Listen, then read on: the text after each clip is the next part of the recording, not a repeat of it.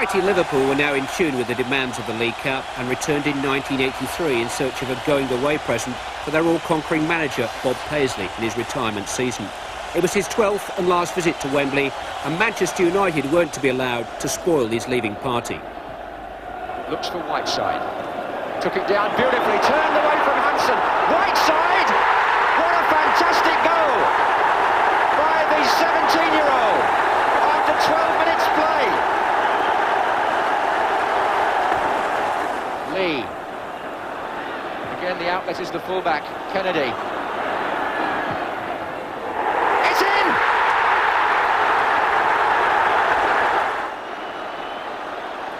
And they're trying to avoid the offside. He's onside. Gordon McQueen. Look at Grobbelaar. Goodness me. High drama here. Grobbelaar has brought McQueen crashing down, and he must have been 25 yards after his goal. The ball was equidistant between them. McQueen stretching, and Grobbelaar, yes, he took him quite deliberately. Kennedy. Whelan. And again, Whelan's got it! Brilliant goal! Ronnie Whelan, who got two last year against Spurs, has scored the second for Liverpool today. One of the most emotional moments, surely, in recent Wembley history. Bob Paisley, universally liked throughout the game, takes the cup ahead of his captain, Graham Souness. A marvellous moment, that. Spontaneous. Was amongst the lads, really. I said, well, let him go up first. And he didn't need much persuasion. He more or less sprinted up. I've had some great times there, but today was something special in the manner in which they won it. And, you know, that I was very proud of them today. The one and only League Cup hat-trick for the one and only Bob Paisley. The first ever all Merseyside Cup final. And a roar the like of which you've rarely heard before. Liverpool was a ghost town on March the 25th, 1984. The massed choirs of the city's two great football teams had gathered at Wembley for a League Cup final with a stronger Scouse action than usual. Merseyside's football wives were left at home to mind the children. But male or female, young or old, everyone was unmistakably red or blue. And I'd like Everton to win the FA Cup, because I don't think they'll get stuffed today. Bailey. Sharp. There's two good balls he's won in the air, but Heath and Grobbelaar's missed it! And was that a handball? The referee looked towards the lineman, and Everton are claiming furiously that was a handball, and Heath came so close. Stevens.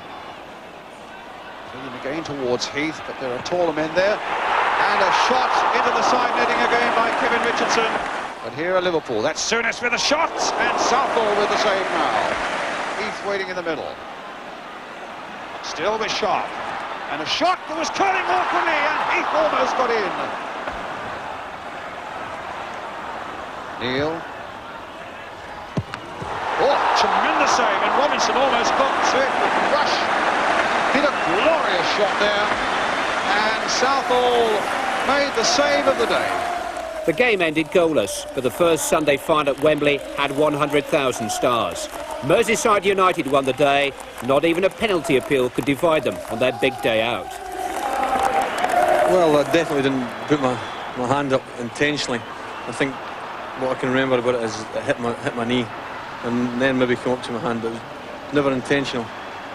As you can see, I mean, the ball definitely hits my knee first and then onto my arm. I mean, you know, the arm didn't go up intentionally to play it. The dressing room talk was of what might have been and what should have been. Well, Rushy, you normally put them in. I missed it altogether. Miss it. I mean, he's admitted it. I mean, it's accidental. But I mean, it's not, the linesman's in the right position as well. Decision day was the following Wednesday at Main Road, Manchester. Little dummy by Johnston, gets it back from Rush. It'll come maybe for Dalglish, just nicking it away from Richardson. Souness spreading it for Neil. Played on again for Johnston. Here's Dalglish. Neil in for Souness.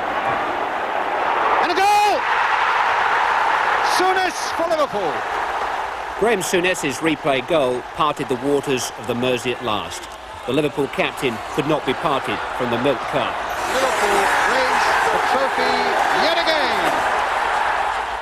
Their grip on the trophy seemed unshakable. From their defeat by Nottingham Forest in the semi of February 1980 to their exit from the third round at Tottenham in October 1984, Liverpool were the untouchables. The power in the land had brought more power to the League Cup. The contestants for the 1985 final were of a somewhat different pedigree.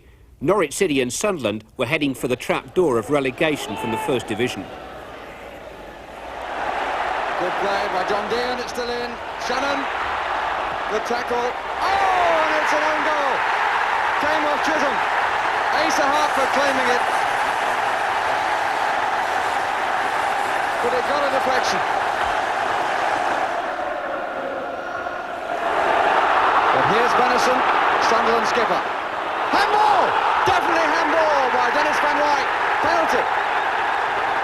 No question about it.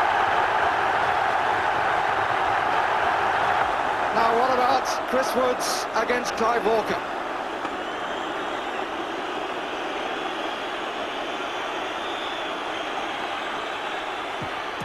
Oh, an opportunity spurned, and there's the most relieved man at Wembley.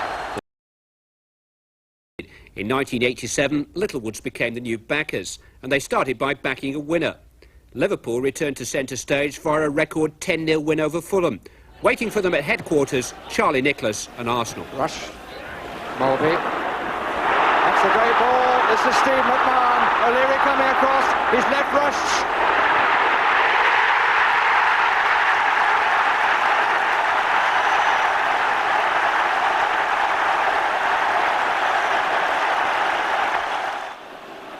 Quinn, that's a nice turn. Nicholas. Davis.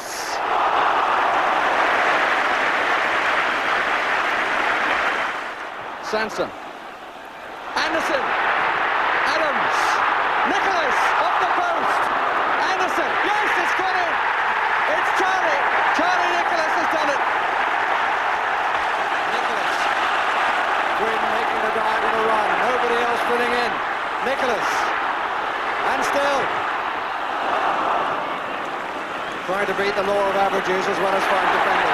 Nicholas once more. Nicholas still. No, says the referee. Sanson.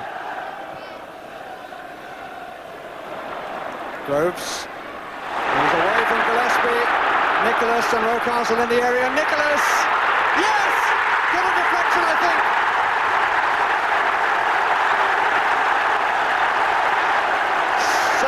To go. He's the Bonnie Prince this afternoon. Arsenal are the first winners of the Littlewoods Cup. In 1989. But Cloughy was returning too. Cloughy and Son, the family business, got the job done for Nottingham Forest. Danny Wilson now, turning a good cross back in there again. And it's a goal there for Hartford.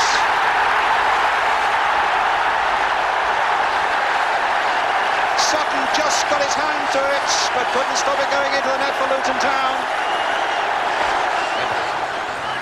Very active and always available. A bit of space here now again for Danny Wilson. A little chip by him, and Wegley has gone in after it. Wilson was there. Oh, and Hartford! And in the end, it's Laws who got it away almost off the line. There again. Maybe at half-time, Mr. Clough suggested he should impose himself a little more in the game. He's certainly got the skills in his heart. That's going to be a penalty.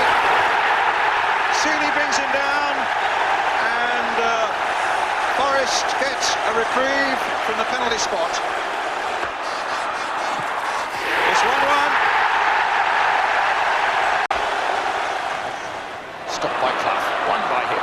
Chapman now to Gaynor. Plenty of red shirts forward, and Neil Webb is further forward than any of them. There's Webb. A brilliant goal for Forest, and that's 2-1.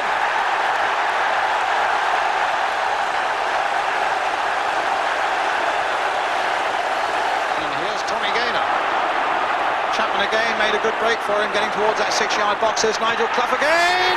It's another one. The other one had sealed the victory. Number one toasted it as only he can. It's been sort of 10 years since we lifted a trophy, and everyone was sort of at the ground was saying what a great team we had 10 years ago. But, so it sort of laid the bogey really for us. But I mean, there's no better thing than playing for your club and winning at Wembley. If Stuart Pearce's experience could be bettered, then maybe it would be winning there again. In 1990, Brian Clough marched out alongside Joe Royle of Oldham Athletic, the season's irresistible cup force. Players bring to look for in the middle here. Fun. He's done it! It's the record! Where is it? It's clear. As far as Henry. Oh, good effort! Oh, what a superb goal by Henry! Lots of blue shirts in the middle if Holden can make the cross. He usually does. He has again. It's a good one. It's been an incredible journey, and I still can't quite believe it's happened. Barlow. But Oldham at the moment looking assured. As Owen brings it forward again. Picks out Adams, who's still on that far side. An accurate ball in for Ritchie now. Good play this. And the shot by Ritchie! Flicked away well by Steve Sutton.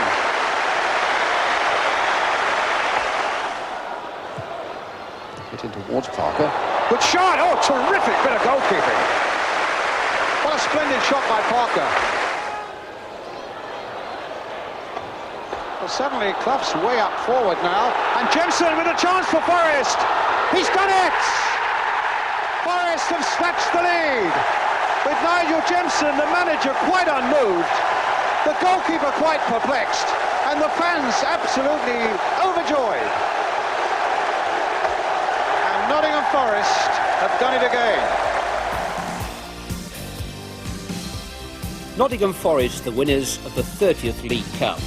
30 years of memorable moments to whet the appetite for the future with Rumbelows. The new 5-year sponsorship will jealously guard the gathering traditions of the competition.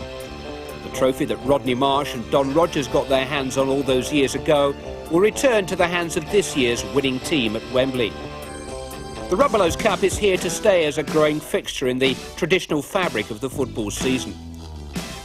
From its uncertain beginnings in the 60s, the tournament has blossomed into a glittering prize and a passport back to Europe for the 90s. The great moments of the past will be repeated time and time again in the future.